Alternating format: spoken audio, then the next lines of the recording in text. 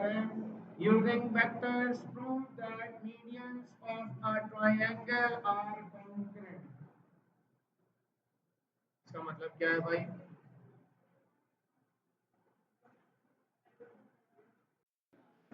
बेटा ट्रायंगल के जो मीडियंस हैं वो कॉन्करेंट होते हैं, ये बात प्रूफ करनी है। मीडियंस क्या होते हैं पहले इस बात को समझते हैं। बेटा सब इधर देख लें, ए बी सी ये तीन वर्टिकल हैं ट्रायंगल के।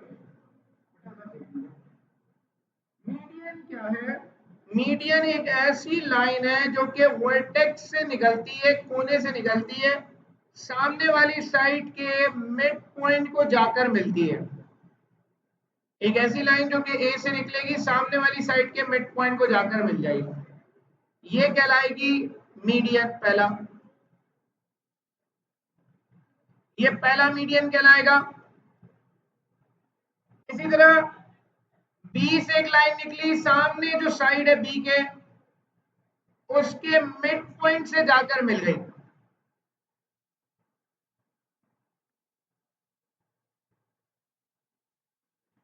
बेटा ये लाइन दूसरा मीडियन कहलाएगी।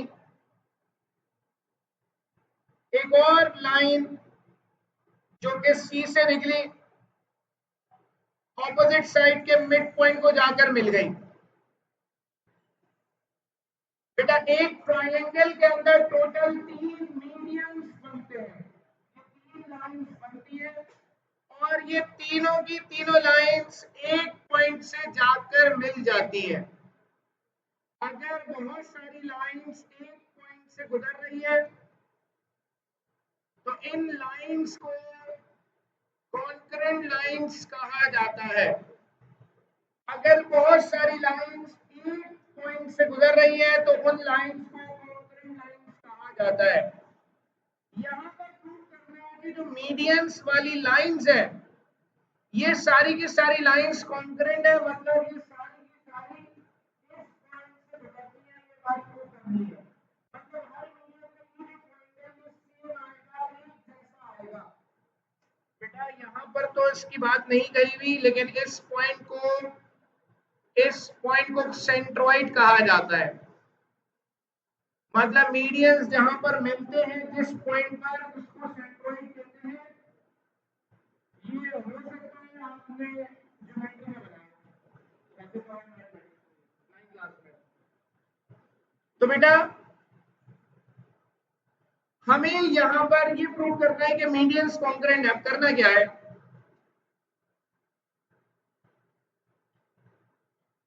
एक ट्रायंगल कंसीडर कर लिया सबसे पहले तो। अब ट्रायंगल के तीनों पॉइंट्स है हमारे पास, एक ए पॉइंट, दूसरा बी पॉइंट, तीसरा सी। बेटा हमारे पास सवाल में कुछ नहीं दिया हुआ तो हमें डेटा सपोज करना पड़ेगा। सबसे पहली बात, let A B and C are the position vectors of point A, B and C of a triangle। तो ट्रायंगल के तीन वेक्टर्स हमने सपोज कर लिए। मैंने आपसे कहा कि मीडियन एक ऐसी लाइन है जो कि मिड पॉइंट से जाकर मिलती है सबके, तो मिड पॉइंट निकालने पड़ेंगे हमें। बेटा ए के सामने है एक मिड पॉइंट, सी के सामने है दूसरा मिड पॉइंट और बी के सामने है तीसरा मिड पॉइंट। ये तीनों पॉइंट्स निकालने होंगे। इन तीनों पॉइंट्स को नाम देना पड़ेगा। ए बी सी हो गया, इसको डी कह दिया, इसको ई कह दिया हमने और इसको एफ कह दिया। बेटा हमें यहाँ पर ये डी पॉइंट निकालना होगा, ये ई पॉइंट निकालना होगा, ये एफ निकालना होगा। मतलब हमें इस डी का पोजीशन वेक्टर निकालना होगा, ई का पोजीशन वेक्टर निकालना होगा, एफ का पोजीशन वेक्टर निकालना होगा। बहुत आसान है। डी का पोजीशन वेक्टर कैसे निकलेगा? बेटा मैंने वेक्टर मिड पॉइंट निकालने का फॉर्मूला क्या बताया था, a प्लस बी अपॉन 2। ये डी किसका मिड पॉइंट है? ए और बी का। तो डी क्या होगा? ई किसका मिड पॉइंट है? बी और सी का ई मिड पॉइंट है, तो ये क्या होगा? और ई किसका, एफ किसका मिड पॉइंट है? तो एफ क्या होगा? ए प्लस सी अपॉन टू। इसी तरीके से यहाँ निकालेंगे, तो मैंने डायरेक्ट लिख दिया। हम यहाँ पर लिख देते हैं for O D vector, mention भी करना पड़ेगा डी क्या है। Let D be the mid point of vector A B. D जो है वो ए बी का मिड पॉइंट है।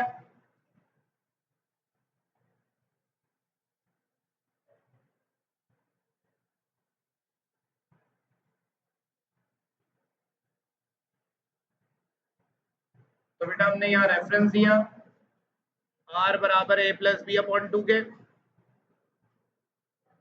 तो यहाँ पे फॉर्मूले के लिए a के बराबर है, b के बराबर है।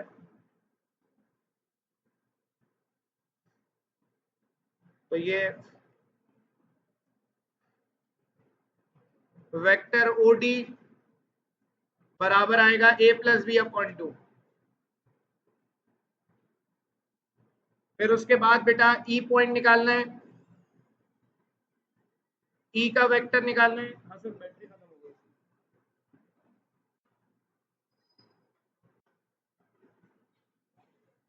फॉर ओ ई के बारे में बताएंगे। लेट ई बी द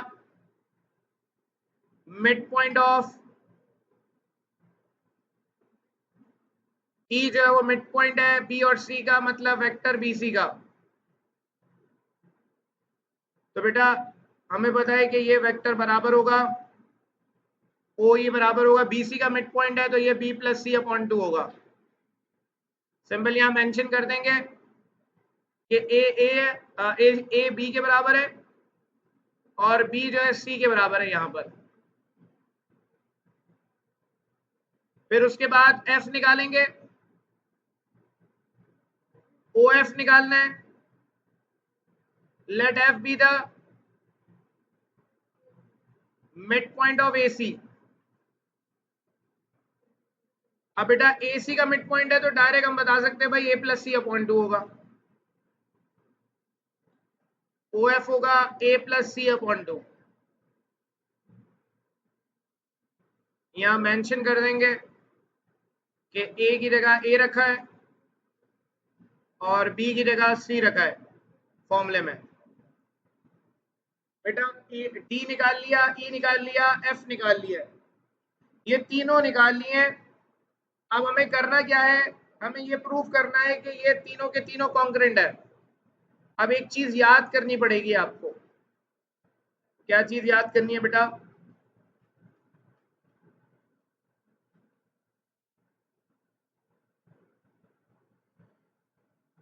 बेटा ए से ई को मिलाने वाली जो लाइन है और बी को एफ से मिलाने वाली जो लाइन है और सी को डी से मिलाने वाली जो लाइन है, ये तीनों की तीनों लाइंस एक पॉइंट से गुजरती है, ये प्रूफ करना है। बेटा इस पॉइंट से तीनों लाइंस गुजरती हैं, ये बात हमें प्रूफ करनी है। अब ये पॉइंट के लिए हम क्या बात कह सकते हैं? बेटा ये दो लाइंस में मिटा रहा हूं समझाने के लिए। बेटा ये जो लाइन है, इस लाइन का ये क्या है? बेटा मेरी बात को गौर से समझिएगा, ये इस लाइन के लिए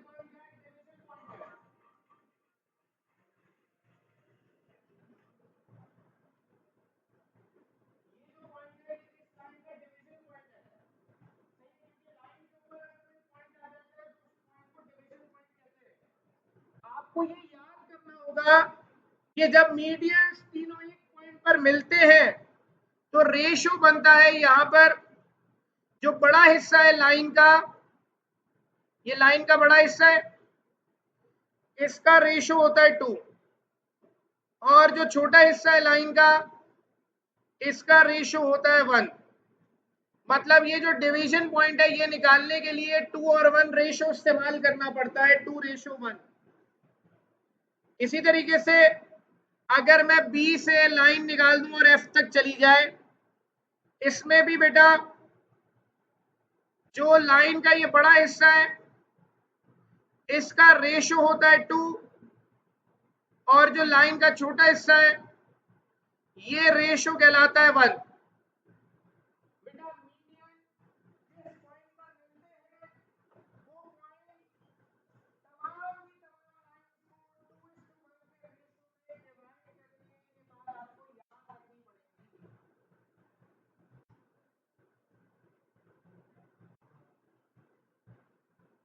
मतलब क्या करना पड़ेगा बेटा, ये 2:1 पहले याद करना पड़ेगा आपको, और इसको इस्तेमाल करना है डिवीजन पॉइंट निकालने के लिए। अब डिवीजन पॉइंट निकलेगा कैसे, ये बात को समझिएगा बेटा। यहां पर पहला मीडियन बनाएंगे इस फिगर में। पहला मीडियन है आपका ए से निकलेगा, ई को मिल जाएगा जाकर। इस मीडियन का पॉइंट निकाल लें, तो हम लिखेंगे भाई for division point of A C, sorry A E, vector A E का डिवीजन पॉइंट निकाल लें बेटा। डिवीजन पॉइंट निकालने का वेक्टर का जो फॉर्मूला है वो है M B plus N A upon M plus N. यहां पर आपको याद रखना है इन सवाल में m रेशो n क्या होगा, 2:1 होगा, ये याद रखनी होगी बात। अब बेटा हम किसको डिवाइड कर रहे हैं, ए ई को डिवाइड कर रहे हैं। ए ई को डिवाइड कर रहे हैं तो हमारे पास ए और बी क्या होगा बेटा, हमारे पास ए पहले लिखा हुआ है तो वेक्टर ए के बराबर होगा फॉर्मूले में। हमारे पास ई बाद में लिखा हुआ है तो बेटा ई बराबर होगा बी के। तो बेटा फॉर्मूले में ए की जगह ए वेक्टर आएगा, बी की जगह ई आएगा, ई मतलब ओ ई आएगा। ओ ई की वैल्यू है हमारे पास बी प्लस सी अपॉन 2। बेटा इस फॉर्मूले में रखेंगे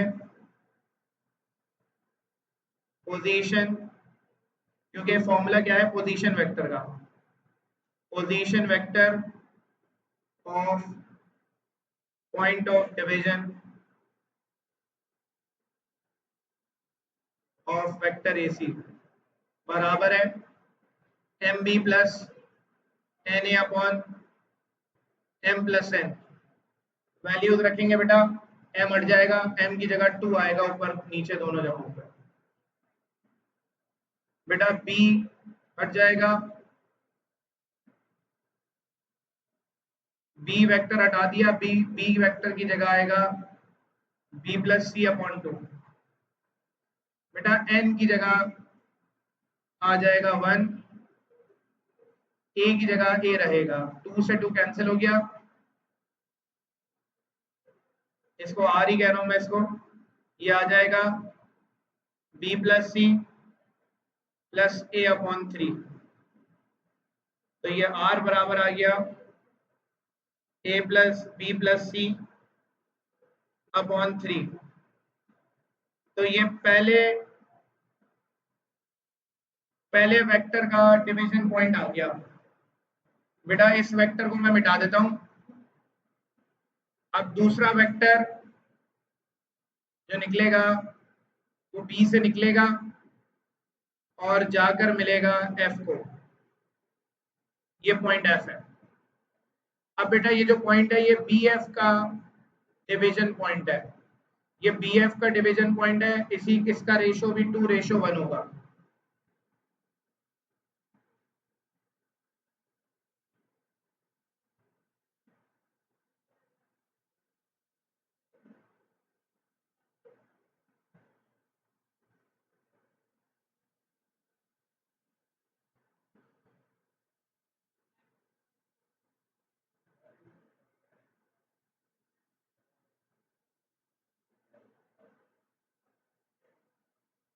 अब बेटा यहां पर हम लिखेंगे फॉर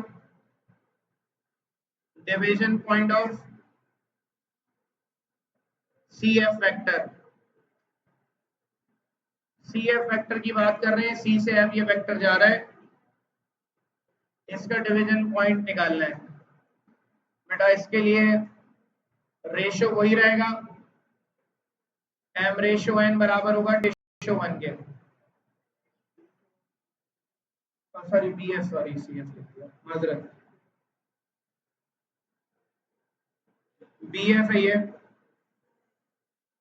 तो बी से एफ जो वेक्टर जा रहा है इसके डिवीजन पॉइंट की बात करेंगे, एम रेशो एन ये रहेगा। बेटा बी एफ को डिवाइड कर रहा है, बेटा बी पहले लिखा हुआ है तो फॉर्मूले में ए की जगह बी आएगा, तो यहां पर फॉर्मूले में ए बराबर होगा वेक्टर बी के, बाद में एफ लिखा हुआ है, फॉर्मूले में बी की जगह एफ आएगा, मतलब बी की जगह ओ एफ आएगा, ए प्लस सी अपॉन 2।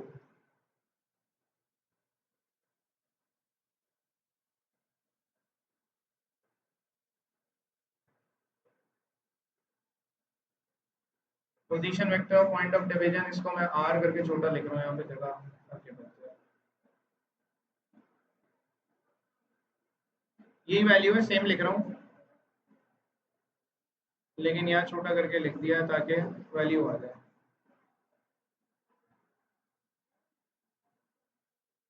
अब बेटा बीएफ की बात हो रही है, बीएफ के लिए आर बराबर है M B plus N A upon M plus N.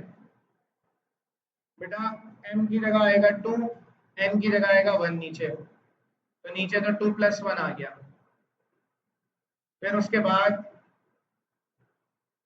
ऊपर जो है m लिखा हुआ है, m हट जाएगा, इसकी जगह 2 आएगा। बेटा b हट जाएगा, b की जगह आएगा a + c अपॉन 2। बेटा n की जगह n आएगा, n की जगह 1 आएगा और a की जगह b आएगा। बेटा 2 से 2 कैंसिल होगा, ये वैल्यू r की बराबर आएगी a + c + b अपॉन 3। ये वैल्यू आएगी r की a +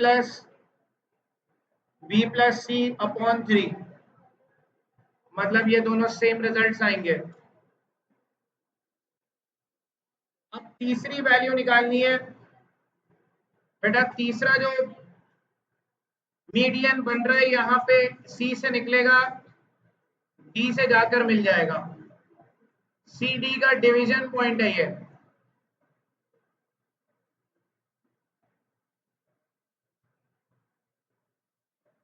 बेटा यहां पर हम कहेंगे फॉर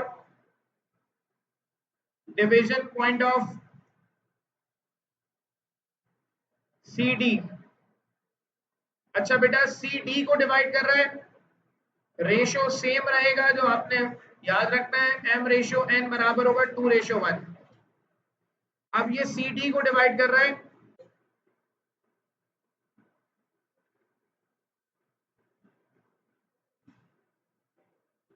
सी डी को ये डिवाइड कर रहा है। बेटा पहले सी लिखा हुआ है तो फॉर्मूले में ए की जगह सी आएगा,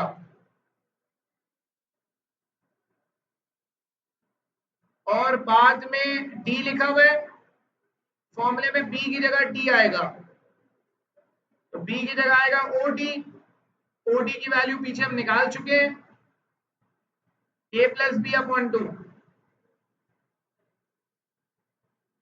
बेटा अगेन फॉर्मूला लगाना है, उसी फॉर्मूले में वैल्यूज रखनी है,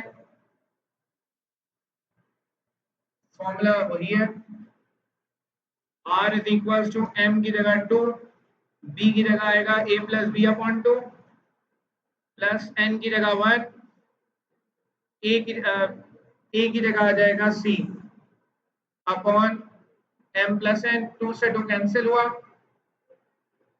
आर की वैल्यू ए plus B plus C upon 3 आ गई। तीनों वैल्यूज बराबर आ गई, इसका मतलब तीनों लाइंस कॉन्करेंट है। Therefore, medians of a triangle are concurrent। तीनों की वैल्यू बराबर नहीं आती तो नॉन कॉन्करेंट लाइंस कहलाती हैं। तो ये प्रूव हो गया।